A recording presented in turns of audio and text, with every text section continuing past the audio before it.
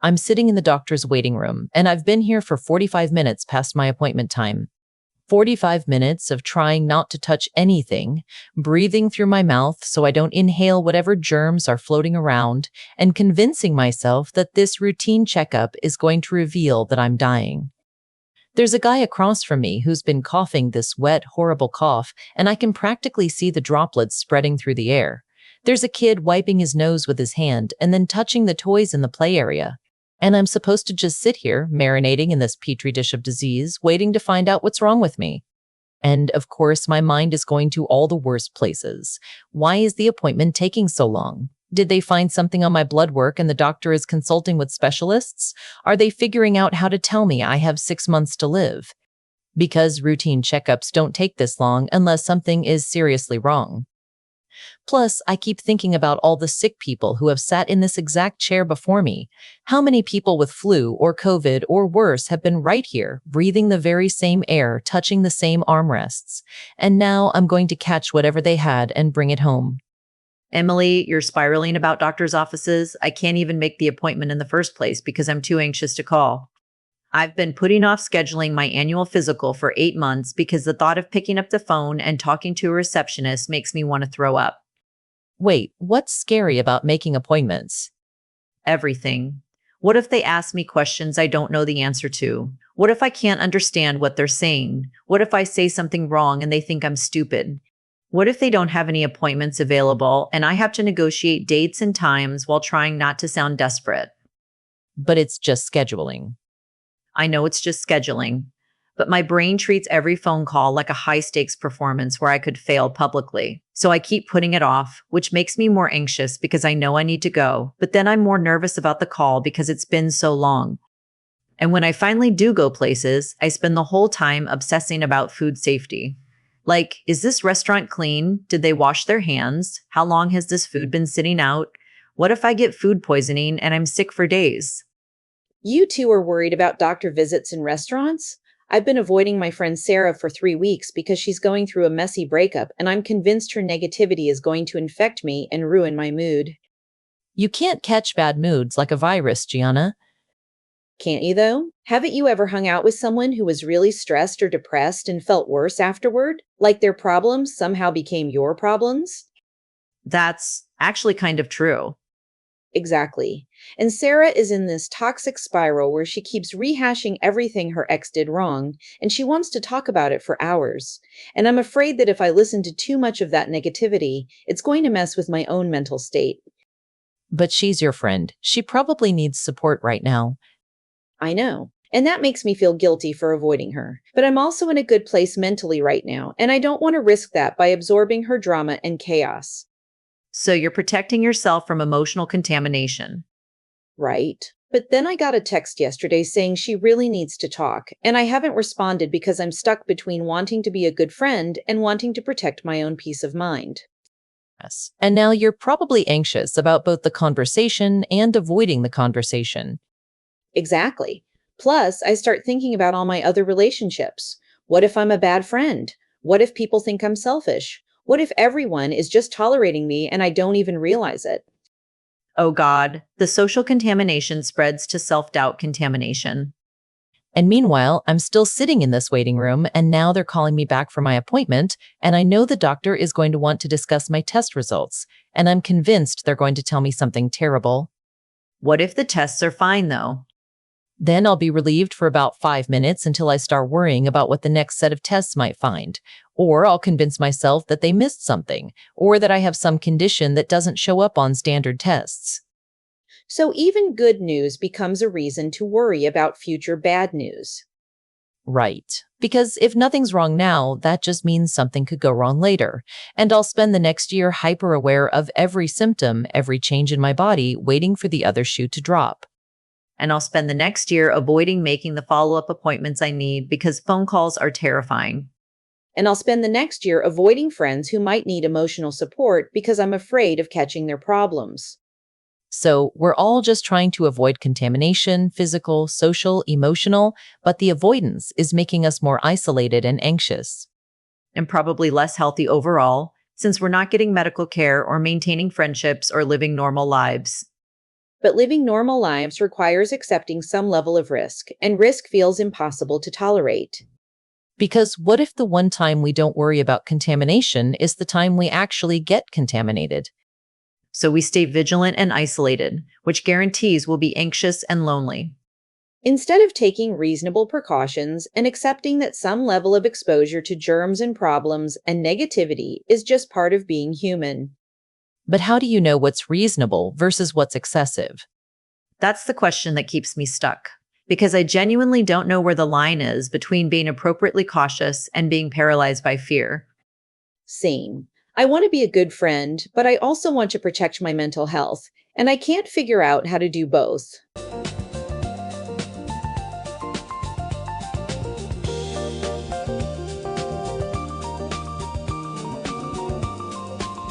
Okay, if you just listened to that and you're now mentally calculating how many germs you've been exposed to today, or feeling guilty about avoiding that friend who needs emotional support, we've created a beautiful mess of contamination anxiety. Hi, everyone. I'm Cora. And yes, I just admitted that I've been avoiding making a doctor's appointment for 8 months because phone calls feel like public speaking competitions where I might fail. I'm Gianna, and I've been ghosting my heartbroken friend because I'm afraid her breakup drama will somehow infect my own mental stability. Friend of the year over here. And I'm Emily, professional waiting room contamination calculator who can spot potential disease vectors from across a crowded medical office. Welcome to Whatmeworry, Episode 8, where we explore the fine art of protecting ourselves right into isolation and anxiety. Quick reminder for our listeners, many of you have told us that coming back to these episodes helps you recognize these patterns in real time, which is exactly how retraining anxious thinking works. Right. Repetition and familiarity help your brain categorize these spirals as patterns to notice rather than emergencies to solve. So re-listening is actually therapeutic work. Plus, hearing the same anxiety themes from different angles helps you develop a toolkit of responses instead of just getting swept away every time. Okay, back to our collective avoidance strategies. The thing about what just happened is that we were all trying to protect ourselves from different types of contamination, but the protection became more limiting than the original threats. Right. Like, I'm so afraid of catching my friend's negativity that I'm creating actual relationship problems, which is probably worse for my mental health than just listening to her vent for an hour. And I'm so afraid of germs in medical settings that I'm avoiding the healthcare I need, which is definitely worse for my health than the small risk of catching something in a waiting room. And I'm so afraid of awkward phone conversations that I'm not getting basic medical care, which is objectively more dangerous than stumbling over words with a receptionist. So, our protective strategies are creating the problems we were trying to avoid in the first place. And that's what makes this type of anxiety so tricky. The fears aren't completely irrational. Germs do exist. Negative people can affect your mood. Phone calls can be uncomfortable. Right. So you can't just dismiss the concerns as silly because there are real elements to worry about. But somewhere along the line, reasonable caution turns into life-limiting avoidance. And it's hard to know exactly where that line is, especially when anxiety brain is constantly moving the goalposts. Like washing your hands after using the bathroom is reasonable. Washing your hands every time you touch anything in public is probably excessive. But where exactly does reasonable become excessive? And being mindful about who you spend time with when you're feeling vulnerable is healthy. Completely avoiding friends who are going through hard times is probably isolating. But how do you balance self-care with being supportive? So today we're going to talk about the difference between reasonable protection and anxiety-driven avoidance. We'll explore how to engage with potentially contaminating situations without either throwing caution to the wind or hiding from the world. And we'll talk about graduated exposure, how to slowly expand your comfort zone instead of jumping from complete avoidance to full exposure. Plus, we'll hear from Austin from Nevada, who's been avoiding going out in public because he's terrified of not being able to find a bathroom when he needs one. But first, let's acknowledge that all of our contamination fears are rooted in legitimate concerns about our well-being. Right. Wanting to stay healthy, maintain good mental health, and avoid unnecessary discomfort are all reasonable goals. The problem comes when the strategies we use to pursue those goals end up undermining them. Like when avoiding phone calls prevents you from getting health care, which is worse for your health than making uncomfortable phone calls. Or when avoiding emotional conversations damages your relationships, which is worse for your mental health than occasionally absorbing some secondhand stress. So maybe the question isn't how to eliminate all risk or discomfort, but how to manage reasonable levels of both. Which sounds simple but feels really hard when your brain is screaming about potential contamination. Because anxiety brain treats all risks as equally catastrophic, even when they're not. Right. Catching a cold from a waiting room and catching a life-threatening disease feel equally scary to anxiety brain. And having an awkward phone conversation and being publicly humiliated feel equally threatening. And absorbing some friend drama and having your own mental health completely derailed feel equally dangerous. So part of managing contamination anxiety is learning to calibrate risk levels more accurately. And accepting that some exposure to germs, discomfort, and other people's problems is just part of living in the world. Even when that exposure feels risky or unpleasant. Because the alternative, complete avoidance, guarantees problems that are often worse than the ones we're trying to prevent. Like social isolation, untreated health issues, and missed opportunities for connection and growth. So maybe the goal is learning to tolerate manageable amounts of contamination risk instead of trying to eliminate all risk. And distinguishing between protective behaviors that actually help versus ones that just make us feel safer temporarily. While gradually expanding what we're willing to be exposed to so our worlds don't keep shrinking. Even though that expansion feels scary and goes against every instinct anxiety brain has.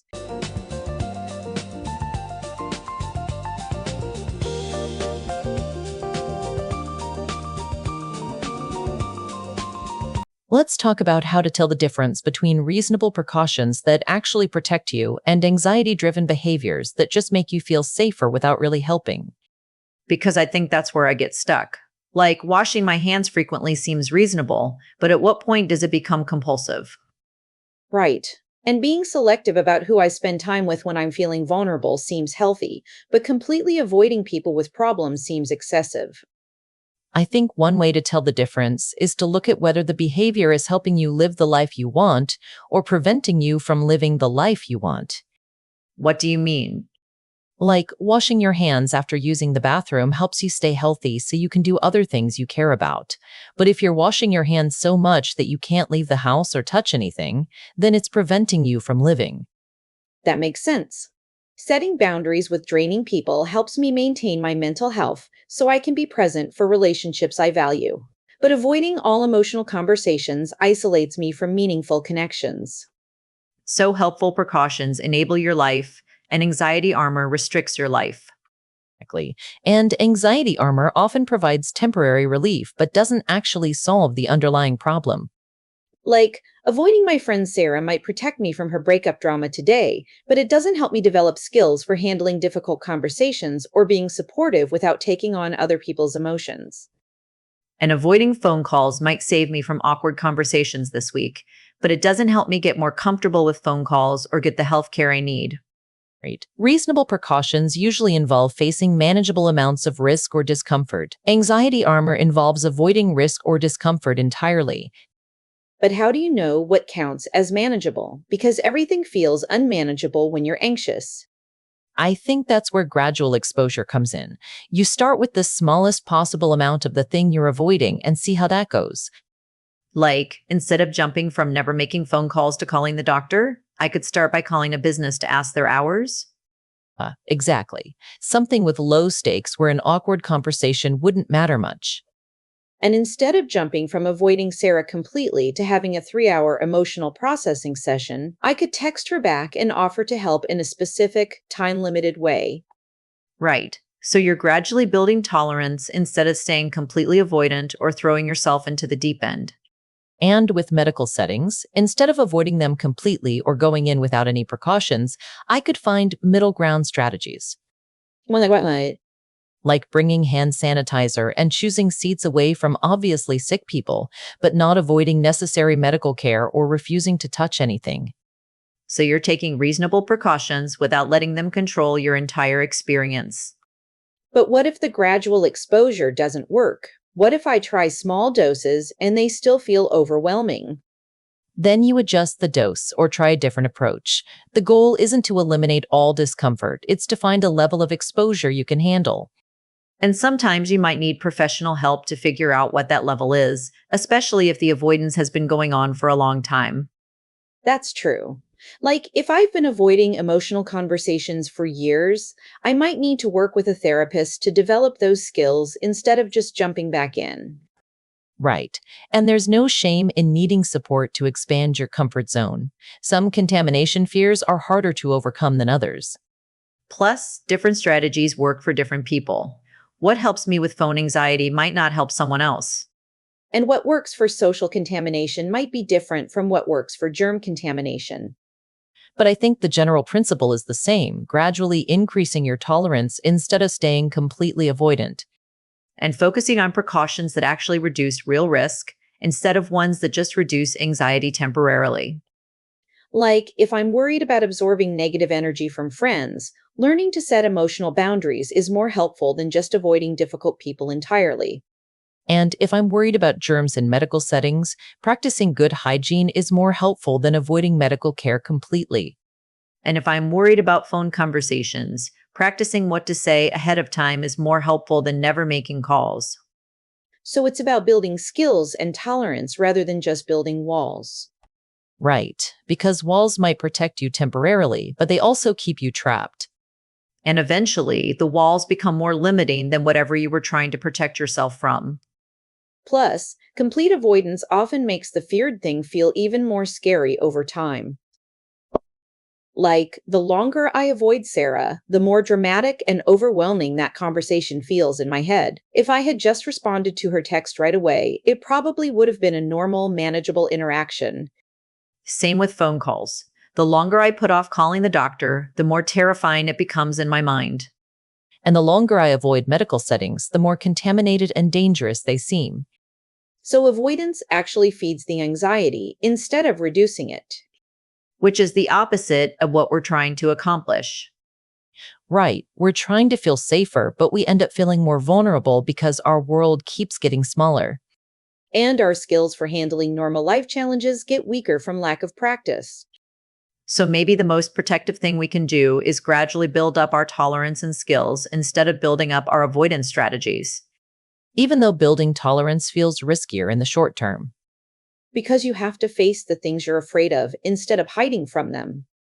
But hiding from them guarantees that you'll stay afraid, whereas facing them gives you a chance to learn that they're manageable. And even if they're not always manageable, you learn that you can handle more discomfort than you thought you could. Which makes you genuinely more resilient instead of just temporarily more comfortable. So true protection involves building strength, not just building barriers.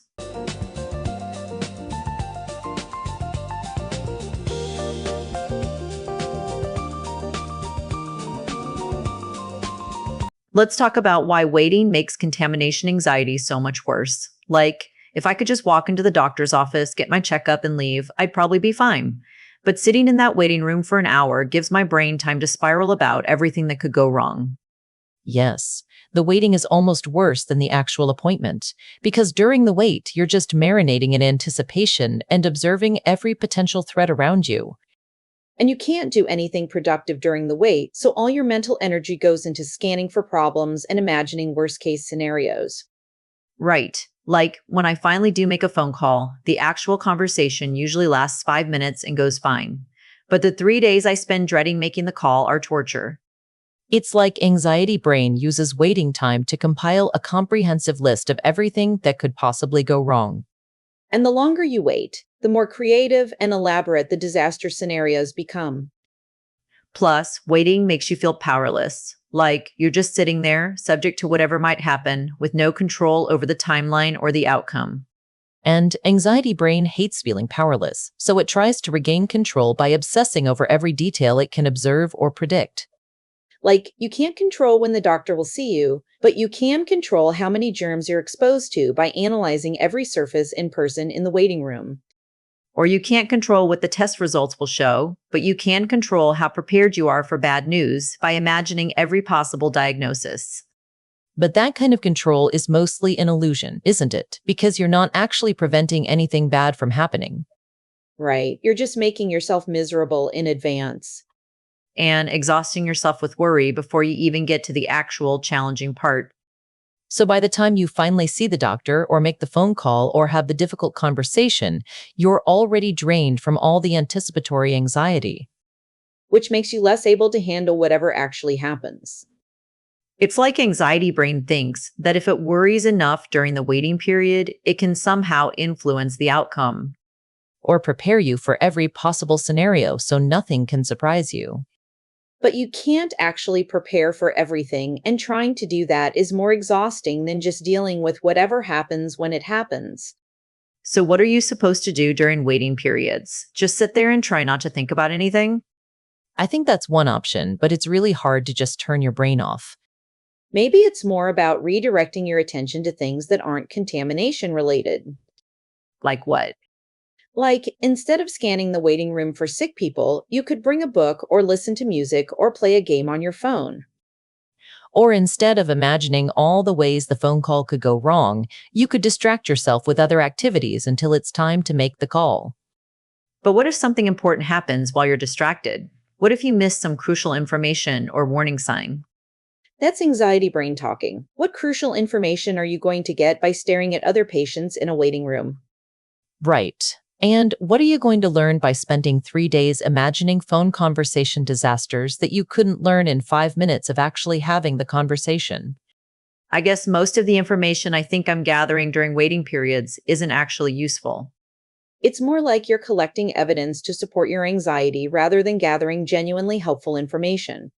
Like, noticing that someone in the waiting room is coughing doesn't tell you whether you're going to get sick.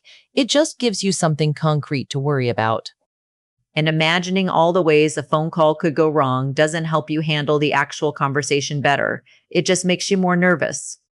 So maybe the goal during waiting periods is to acknowledge that your brain wants to worry without feeding that urge. Like, notice that you're scanning for threats or imagining disasters, but then consciously choose to focus on something else. But what if the thing you're waiting for actually is dangerous or important? Then you'll deal with it when it happens. But spending the waiting time in panic mode doesn't make you any more prepared. And most of the time, the thing you're waiting for turns out to be much more manageable than the anticipatory anxiety made it seem. That's true.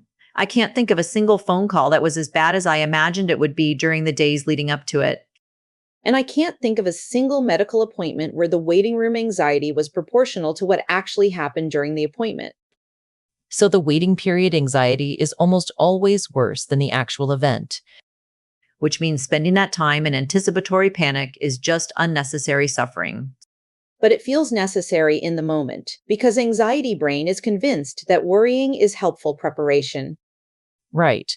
It's like anxiety brain thinks it's doing important work by cataloging every possible threat.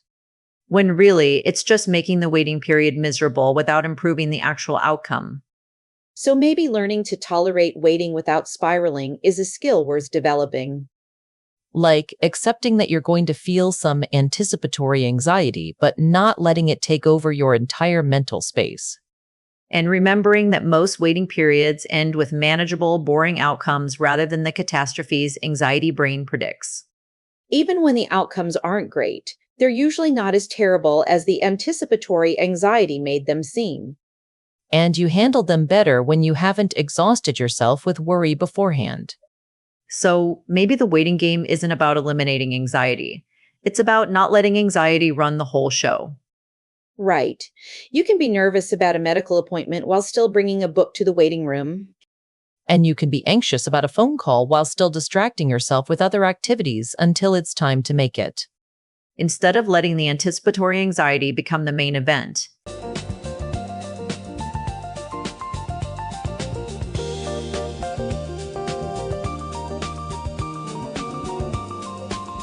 Time for our guest segment where we talk to someone dealing with their own contamination and control anxieties.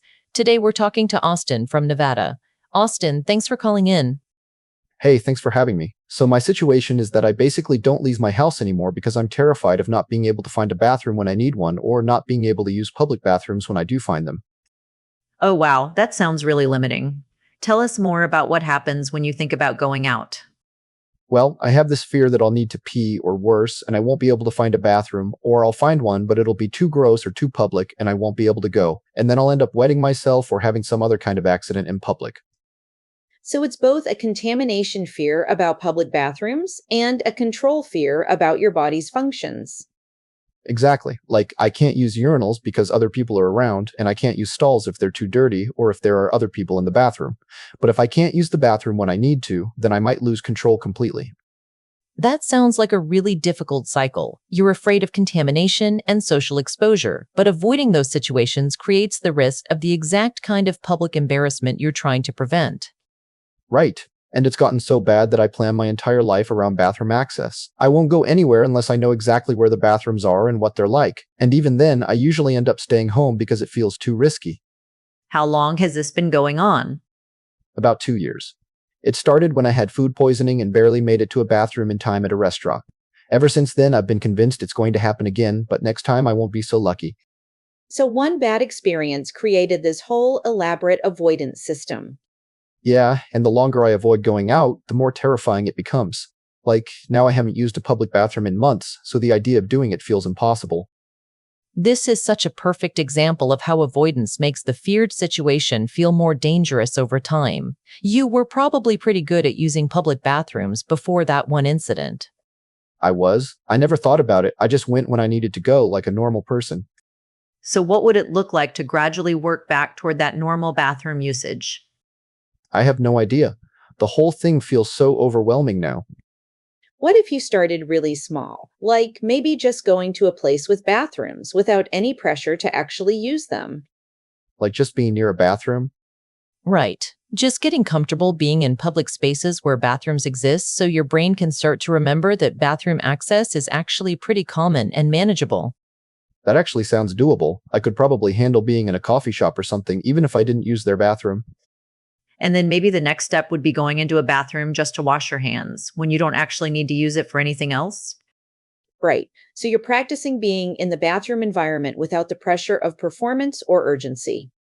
Oh, that's smart. Because right now, the only time I think about public bathrooms is when I desperately need to use them, which makes everything feel more intense. Exactly. You're always approaching bathrooms from a place of urgent need and anxiety instead of just casual, low-pressure exposure. And maybe I could start with really clean private bathrooms, like single occupancy ones, before working up to the gross crowded ones. Right? You don't have to jump straight to gas station bathrooms or busy restaurant facilities. Plus, the more you practice, the more you'll remember that most bathroom experiences are actually fine, not traumatic. That's true. I've been focusing so much on that one bad experience that I forgot about all the thousands of normal bathroom experiences I had before. And even if you do have another difficult experience, you'll have more recent practice to remind you that it's not the end of the world. Right, like, if I have one awkward moment, it doesn't erase all the successful ones. Plus, the more comfortable you get with public bathrooms, the less urgent and panicky each trip will feel. Which reduces the actual risk of having problems, because stress and panic make bathroom issues worse. Oh, I never thought about that. My anxiety about needing the bathroom probably makes me actually need it more urgently. Exactly. So learning to be calmer about bathroom access might actually improve your physical comfort too. This is really helpful. I think I've been treating this like an all-or-nothing situation, but it sounds like there are lots of steps I could take. And you don't have to take them all at once or in any particular timeline. Right. I could just start with being in public places and see how that goes. We're proud of you for being willing to think about expanding your world again, Austin. That takes courage. Thanks. I'm tired of being trapped in my house by bathroom anxiety. All right, everyone, homework time. This week, we're doing the Contamination Calibration Challenge. Pick one area where you've been using avoidance to protect yourself from contamination, whether that's germs, negativity, embarrassment, or any other kind of unwanted exposure. Identify one small way you could reduce the avoidance without jumping into the deep end. Like Austin visiting places with bathrooms or me making one low-stakes phone call. Practice distinguishing between reasonable precautions that help you engage with life and anxiety armor that keeps you trapped. And notice how anticipatory anxiety during waiting periods compares to the reality of whatever you're actually waiting for. Remember, complete avoidance of contamination usually creates more problems than it solves. Before we go, let's check in on our own contamination fears. Any progress on finding middle ground? I actually called to make a dentist appointment this week. It was awkward and I stumbled over my words, but I survived and now I have clean teeth to look forward to. And I texted Sarah back and offered to bring her dinner instead of having a long emotional conversation. I was supportive without absorbing all her drama. And I went to my doctor's appointment and brought hand sanitizer, but didn't spend the whole time cataloging germs. I even touched the door handle without immediately panicking. Look at us, engaging with a contaminated world like functional humans. Who knew that reasonable precautions could coexist with actually living your life? Thanks for listening to What Me Worry. I'm Emily. I'm Cora. I'm Gianna. And I'm Austin, and I'm going to visit a coffee shop this week. You've got this, Austin. This was an AI scripted voice drama for entertainment and informational purposes only. If you're in crisis or need professional help, please call 988 or contact your local emergency services. And remember, protection through avoidance usually protects you right into isolation. Reasonable precautions help you engage with life safely. Anxiety armor keeps you trapped safely.